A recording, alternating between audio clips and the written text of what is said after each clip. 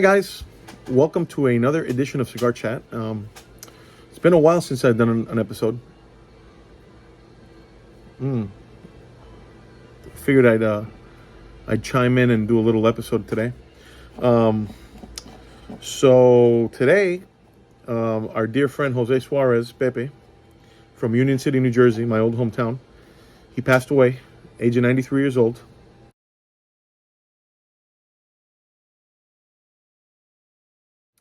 So I wanted to do a little shout out and talk about Pepe for a little bit. Pepe was from the same region as my family, Central Cuba, Placetas and Fomento and stuff. Which, if like I've always said, if you throw a dart at the island, right in the dead center,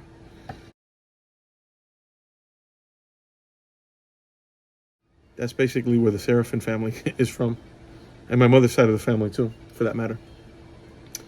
But anyway, Pepe was a cigar maker. He had a little factory in Union City for a long time in Jersey.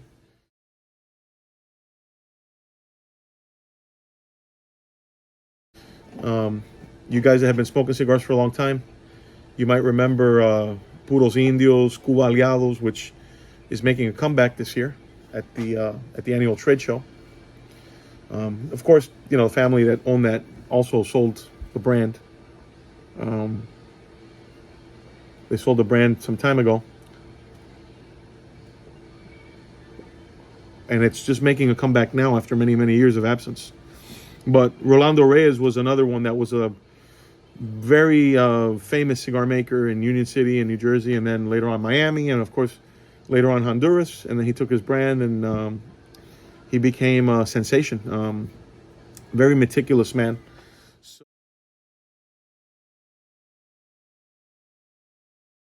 So Pepe worked with Rolando in Cuba, and then later on in New Jersey.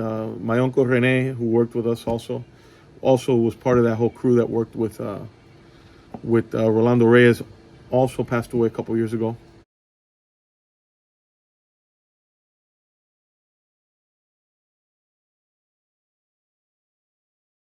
Our dear old Rene. So you know, this is like the end of an era again. You know, just like when Padron passed away and Carlos Fuentes Sr. passed. You know, these are also men of that generation. So Pepe was 93. Funny thing is, you know, we did a lot of business together for many, many years with our family. My dad and him, and me and him as well. And Pepe was he was a pain in the ass, but he I can say that laughing because that's just the kind of guy he was. And you know what? He was a man that was true to his word. He was part of that generation that if he gave you his word, it was gold. You know, it was worth something. You know, like my grandfather, my dad. Because there was a famous phrase back in the day in Cuba. And it was, if you were poor, you couldn't be poor and a bad payer. Because those were two things that were very bad. In Spanish, they would say pobre y mala paga. Two bad combinations. So these guys were all part of that generation that grew up, you know, with a handshake and your word, and it was worth something.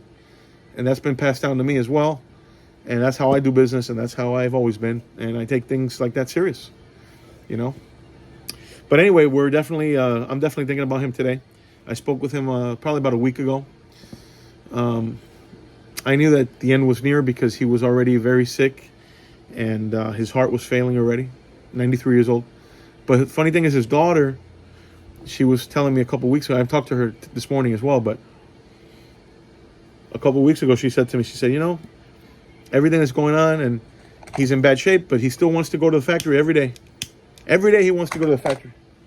And I said, Amelia, can you blame him? That's the kind of guy that he is, and that's how my dad was too. Up until the very last moment, he went to the factory. He came to work. You kidding me? You tell these old Cuban guys that they could not come to work? I don't know what was worse, dying already or telling them that. So that's how these guys were, and they're definitely going to be remembered. He was another one that started making cigars at the age of 7.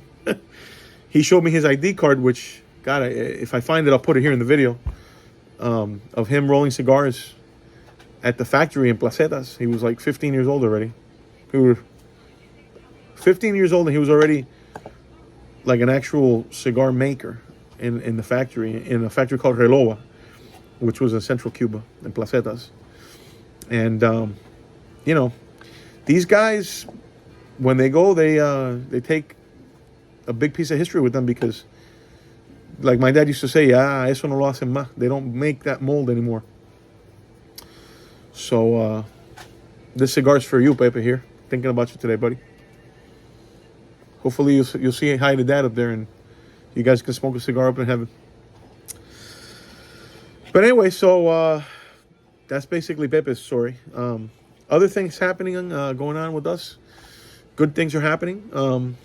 Our friend Rich Myberg is working with us.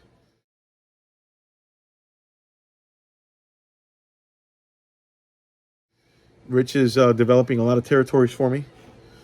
So we're taking our cigars basically all over the country now, thanks to Rich's efforts. He's doing very well. So big kudos to Rich if he sees the video. We're going to be at the trade show in Vegas, and that's going to be in July. The annual PCA, Premium Cigar Association trade show.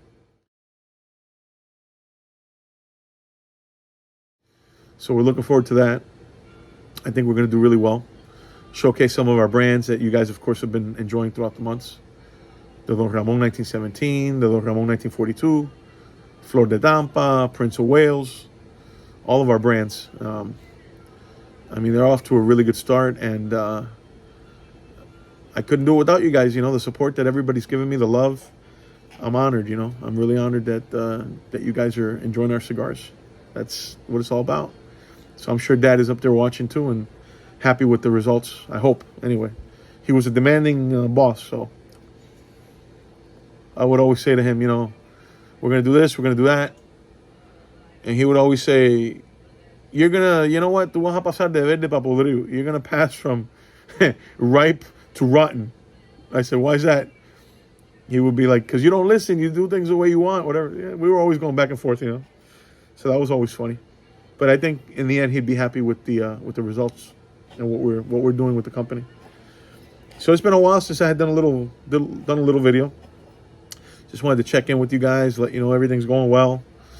Our snowbird season now is over, so now we're going to be coming into the summer months, which is always a little slower here locally, but we do a lot of mail order and internet and wholesale, of course, like I said, is doing pretty well. So let's see what else is going on. I was on a show recently with Reinhard from Cigar Journal magazine.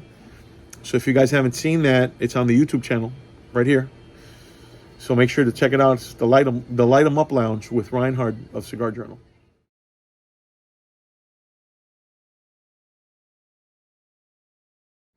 I think it was a good interview. Probably one of the best ones I've done. And I felt very relaxed, very comfortable, you know, chatting with him. So I'll let you guys watch it and you tell me what you think.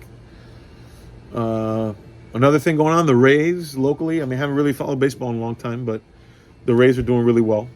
So they're off to a great start in the AL East. So big shout out to those guys. They got a bunch of guys there on that team that like nobody's ever heard of, you know. So I thought about Major League, like Major League the movie. When the groundskeepers and those guys in the beginning of the movie, they're like, who are these guys? Who are these assholes? And I'm watching the game. We, you know, Fernando, myself, and my cousin, we went to see the game. And then there was one guy that was from Mexico, you know, Hermosillo, Mexico. Nobody's ever heard of this guy. Guy's great. Then there's another Cuban guy, and then Randy Arosarena, who's really, really doing well. He's a Cuban guy, played for Mexico, for the Team Mexico in the World Baseball Classic. He did very good. He's kicking ass here locally. And then they have another Cuban guy named Yandy Diaz. He's doing pretty good. So hopefully the Rays will be able to keep up that momentum that they got going on. But anyway, that's about it, guys. That's all I got for you. So not a long video today, just a little shout out to my friend Pepe. Wanted to do a little memory and a little video remembering him. and just kind of touch base and check in with you guys and say thank you for all the support and all the great comments and everything. So hopefully I'll hear from you guys in the next few days or weeks or whatever. I know I hear from all my friends, Joe Fox, Bryant, Maida, all you guys. You guys always keep me busy, and I appreciate that. Thank you very much. The love is mutual. So anyway, take care, guys. Thanks for tuning in.